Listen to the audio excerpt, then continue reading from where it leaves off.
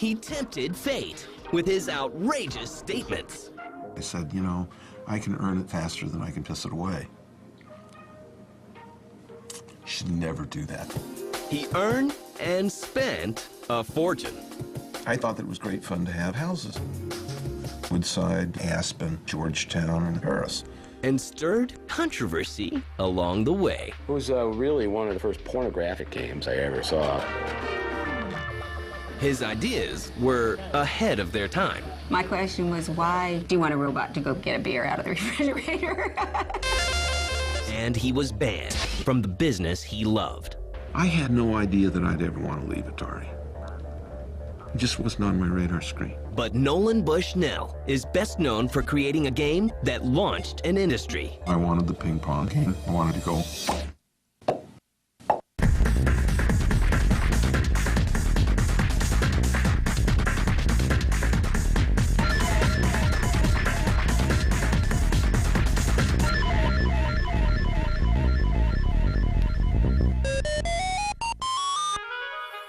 He grew up a Mormon in Utah, and he had 3 sisters, so he was the only boy.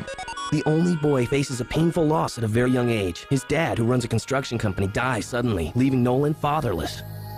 My dad and I were very close, and then I kind of felt cheated. He was kind of launched into the position of being kind of the breadwinner and the responsible one. He didn't grow up with a silver spoon in your mouth. You just know that this is a guy whose own energy got him where he is. He works at an amusement park while earning an electrical engineering degree from the University of Utah. I was manager of the games department at 19 years old. I knew the economics of game business. I've always felt that my work at the amusement park was my MBA. As technology advances, so does the curious young visionary. Somebody programmed a game called Space War, and that was out of MIT. And the software was brought over to the University of Utah, and that was the first video game. And people say, gee, Nolan, you invented the video game. And I said, no, I didn't. Russell did from MIT. So Nolan Bushnell graduates and heads out west, where the magic is happening. I could hardly wait to get out of Utah. And if you're going to be an electrical engineer, and it's the late 60s, early 70s, you're going to be in Silicon Valley, in the center of the action. It's 1970, and he's working double duty, engineer by day, video game creator by night. Computer Space was the first game, and what I was trying to do was really bring Space War to a cost point. Computer Space was a monumental flop. It didn't make it to very many venues, and where it did make it, it wasn't very popular. All my friends loved it. All my friends were engineers. It was a little bit too erudite for the masses. With the aid of Al Alcorn, another young engineer, Bushnell sets out to make his second game, a game that sneaks its way into history. So I told him I wanted the paddle game. I wanted a ping pong. I wanted to go. And the ball would go back and forth. But I had actually defined it so that there was a button. So you'd position it, and then the button would swing a little racket. Well, Al got it to the point where it just had the 2 paddles, and it was knocking the ball back and forth, and it was so much fun. I said, stop. We don't need to go to the next step. And so we did, and the rest is history. The rules for playing were quite simple. Insert quarter, ball will serve automatically. Avoid missing ball for high score. We named Pong just because you couldn't own a ping pong game, and so we just truncated it and called it Pong. It's time to debut the game, and Pong is placed in a Sunnyvale, California bar for testing. When they called 3 days or 2 days after we put it in, there was a failure. We thought, we maybe got a problem here. There was too many quarters in it, so it actually jammed and it shorted the machine. And that's a problem we can fix. In November 1972, the fledgling Atari company ships its first commercial version of Pong. Shortly after, original partner Ted Dabney leaves the company. We also had no money, and we were making factories out of, old roller skating rinks and various things. So, but we were scramblers. They were also frisky young things. They'd have their goals to shoot for, and then when they'd reach them, they'd have huge parties. Almost everybody went home with everybody else. It was a loose atmosphere. I think that Nolan ran it more like a hippie commune than it probably should have been. But it was, everything was consensual and everything. So, but it was a really, really different time. But the flip side was it was a very creative environment, and a lot of good and interesting product came out of that environment. In 1973, sales at Atari reached $3.2 million. While they awaited patent approval for Pong, others seized the opportunity. We were heavily, heavily copied. It was a very successful game, but there was TV tennis, Winter, all the big Chicago factories came out with a version. Another innovative game from Bushnell raises lots of eyebrows, but very little money. It's called Gotcha. It was really one of the first pornographic games I ever saw. Everyone was talking about the phallic nature of joysticks. And so we thought, well, maybe it would be good to have Two big pink rubber controllers on the face of the game. in which you were manipulating breasts. Some people went for it and some people didn't. Nolan was creative, there's no question about it. Meanwhile, nearly 100,000 Pong-like arcade games are produced, yet Atari sells only 10,000 units. Nolan continues focusing on a series of other arcade games, but profits plunge as Bushnell pins his hopes on a home version of Pong. Consumer Pong. Everyone says, well, you know, it was, boy, what a great idea, da, da, da. We took it to the toy show in New York, and we sold none. Zero. So we went to the TV appliance stores. We sold none. Zero. And so you say, what am I going to do?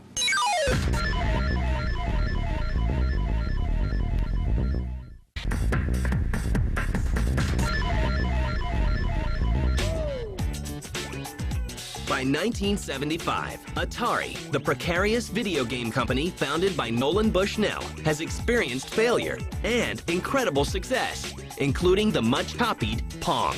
But Atari's eyes are on the future, and their next venture is to bring Pong into our living rooms.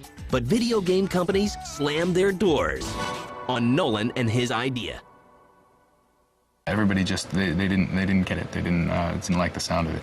The head of sales at that time heard that Sears had put a consumer pinball machine in the sporting goods department. And so he called up the head buyer from the sporting goods department at Sears, and he was on our doorstep the next day. Sears wants 100,000 home Atari games for its 1975 Christmas season. Atari sales rocket to nearly $40 million. At last, Nolan Bushnell experiences financial freedom. Well, maybe not. A growing company actually consumes cash. You can very seldom throw off cash fast enough to grow as fast as you want to. So it was either take the company public or sell it to somebody with really deep pockets. Those pockets belong to Warner Communications. In October 1976, Bushnell sells Atari to the communications giant and personally nets a reported $15 million from the $28 million sales price. After years of struggle, Nolan and his family become the poster family for lifestyles of the rich and famous. I said, you know, I can earn it faster than I can piss it away. Should never do that. He enjoyed his toys, there was no question about it. And Nolan's toy box includes 2 private planes. Taking planes to go have lunch. I remember arriving at a place and the door opening and diapers falling out. Sailing all over the place. I had a house in Woodside, house in Aspen. It always sounded more, I think, more glamorous than it actually was. I had a house in Georgetown, and I had a house in Paris. Nolan was a guy that wanted to play with his money. He wasn't a guy that was interested in making more money. The house in Paris was a simple little 15,000 square foot place in the park right next to the Eiffel Tower.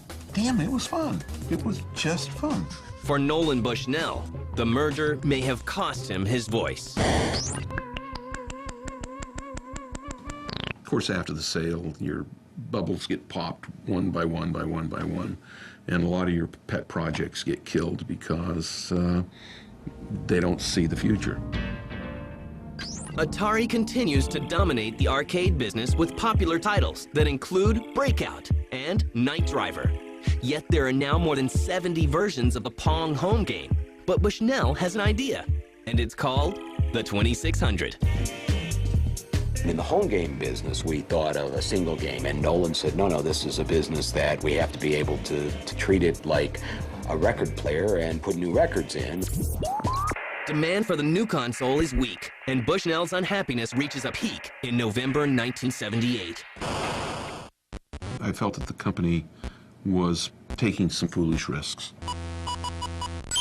At the same time, I felt, I don't know, I kind of didn't like working for somebody else. Nolan's exit as head of Atari is quickly arranged, but a document he signed 2 years earlier would haunt him. The non-competitive agreement bans him from the industry he helped create. When I signed it, I had no idea that I'd ever want to leave Atari. It just wasn't on my radar screen. It was only later on where I said, oh my, what have I done? Atari would go on to even greater success, but its founder, unable to work in the business he loves, has no choice but to shift his energy elsewhere. Nolan always fancied himself as an entertainment guy, not as a video game guy. And by that time, Chuck E. Cheese was doing well. See, Chuck E. Cheese was started inside Atari. They didn't want to pursue it, and so I bought it out. It becomes the place that adults hate and kids love. Culinary aspects just didn't seem to matter to Nolan, and I think he's wrong. I don't eat at Disneyland. You know, I don't eat at amusement parks. And Chuck E. Cheese was an amusement park. Kids don't like spicy. They just as soon have plain cheese pizza. The chain becomes known for its arcades and animated characters, including its namesake. Can you say Chuck E. Cheese without smiling? Because we wanted the smile, Chuck E. Cheese. We wanted the smile. We wanted this name so that you couldn't say it without smiling. But kids don't care about the bad food. They just want to play games. Chuck E. Cheese is soon franchised into 180 locations nationwide. I remember going to a couple of the openings. It was just fantastic. I mean, it was really a blast. But Bushnell can't stay still for long, and his eyes once again lock onto the future. He forms a venture capital group that backs innovative ideas. Some say too innovative. There's shopping on computers. Try by video and enjoy the newest shopping experience. That was so early in the days of computers. The technology wasn't ready. We used Laserdisc players that in the early days of the Laserdisc, the machines were buggy. And automobile navigation systems. I felt that people could drive more efficiently. That was incredible. And we had those in our cars. And it would take a lot of stress out of driving. And I always thought, I don't know how I lived without this before. But his favorite and most enduring dedication to futuristic technology is the personal robot. Now, that was a fixation that I didn't share with Nolan. We joke, though, that I do have this robot fetish. I mean, I really love robots. And I've lost a lot of money pursuing them. My question was, why do you want a robot to go get a beer out of the refrigerator? She says that she wants to put me in a robotic 12-step program. While Nolan concentrates on his robots, another venture is about to go under. His brilliance can at times be a distraction and can diffuse the focus of his attention. I had turned over the running of the restaurants almost 8 months before that. And I'd been focusing pretty much on sailboat racing and the game side of the business and really not watching the pizza side. They tried to make the pizza better, I think was a problem, wasn't it? It ended up costing too much money. It kind of threw the whole business model out of whack. And they said, we're going to miss our numbers, but we're not going to just miss numbers, we're going to report a loss, which I thought was just absolutely impossible. You know, just not possible.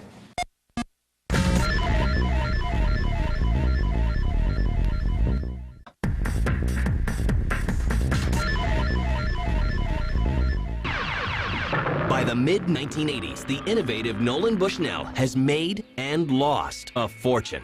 Our family, we've really managed to kind of roll with everything. Like we've definitely hit, you know, some super hard times. The fact that Nolan has had his ups and downs is one thing.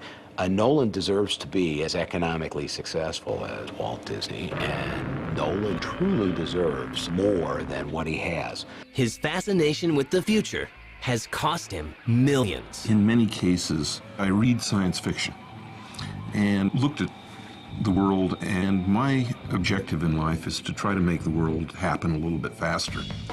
Sometimes the world is ready and that the infrastructure is in place. Sometimes it isn't. Although his personal robots never catch on, Nolan's furry animated creatures do. So I felt that there was a market for an electronic animal. The thing about a Petster is, it does what it's told. And so we created the Petster line.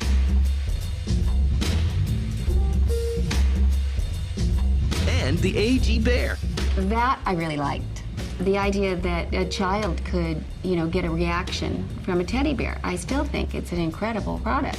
It was a bear that you could believe was talking to you. Hello, AG. I thought it was going to be successful, but I was surprised at how big a success it was. He sells more than $15 million worth of animated animals. But Bushnell's next robotic toy, Tech Force, launches a controversy.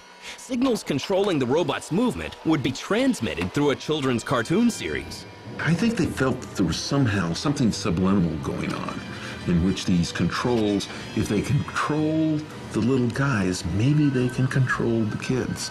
Maybe they can control us. I think that the whole idea that we can control things through the television set is frightening to a lot of people. The protests helped derail the Tech Force toys and TV show. After years of dipping into other creative ventures, it's time for Bushnell to reunite with his first love, video games.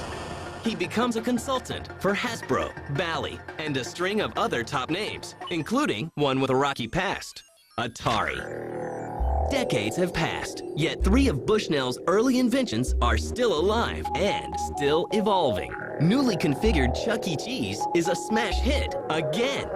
Atari is now part of the Infogram family. And Pong, the simple game that started a revolution, has entered a whole new dimension.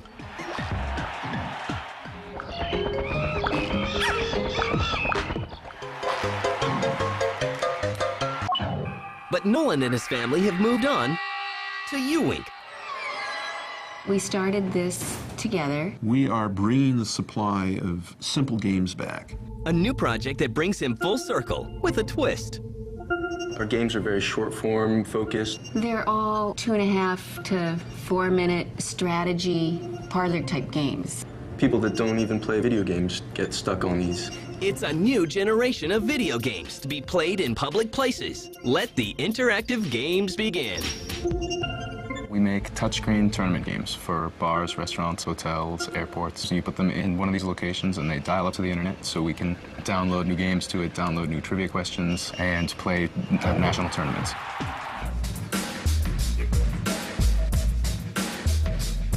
Decades ago, Nolan lost a fortune when his landmark game, Pong, was copied by others. There is concern that it could happen again. It is my belief that Nolan's biggest competition will come from competitors that he spawned himself, who will take his good idea and take it to the next level. But Bushnell is already looking ahead. I'm still more focused on what I'm doing next. Like the stuff that I'm going to come out with in the next 2 or 3 years is just going to knock your socks off. I already know about several other ideas beyond Ewink that he's got in store for the future, and he wouldn't retire. That's why he didn't retire back in the day when Atari was big and Chuck E. Cheese had made it. He enjoys the game. He's the perpetual optimist and like really excited all the time, and it's impossible to get him down, really. I mean, he's got like a fire from inside, really. Nolan has pulled me in directions that I never would have gone, and I've had experiences I never would have had, and I think likewise. Well, I've always said that it's been such a roller coaster, but certainly not boring.